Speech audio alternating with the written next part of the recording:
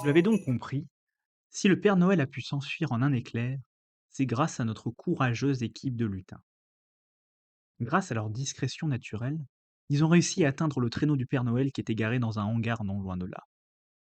Une fois dans le traîneau, Lutin Norris a pris les commandes avec pour objectif de récupérer le Père Noël le plus vite possible et de s'enfuir.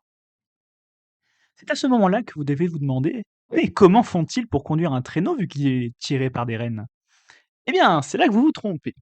Depuis quelques années, le Père Noël a modernisé son équipement.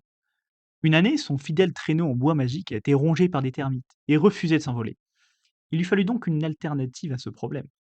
La solution fut toute trouvée. La technologie. Grâce à plusieurs lutins scientifiques, dont Lutindoc, il se fit construire un traîneau doté de tous les éléments les plus high-tech possibles.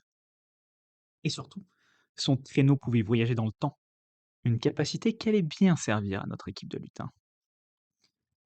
Ils l'ont capturé, ils sont en train de partir avec lui, hurla soudain lutine Anaïs. En effet, cette dernière s'était postée à l'entrée du hangar, et de là, elle voyait tout ce qui se passait. Elle put voir les hélicoptères repartir, avec le Père Noël à son bord. Plus une minute à perdre, Marty fit Lutin Doc. Allons-y. Moi, c'est Norris, lui répondit Lutin Norris, qui ne comprenait pas ce que racontait ce vieux lutin fou. Oui répéta Lutin Doc. Elle veut dire fonce, abruti cria Lutin Florian. Comprenant plus cet ordre, Lutin Norris activa les gaz du traîneau et partit à toute vitesse hors du hangar.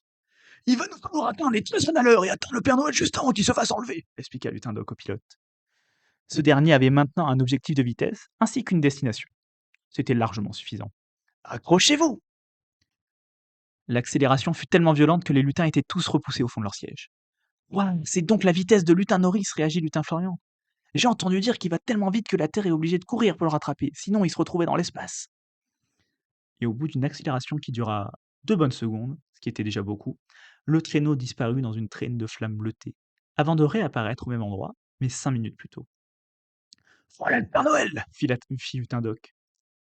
Devant eux, le Père Noël était en pleine conversation avec un étrange homme aux cheveux roux. Ni une, ni deux, Lutin Norris appuya une nouvelle fois sur l'accélérateur.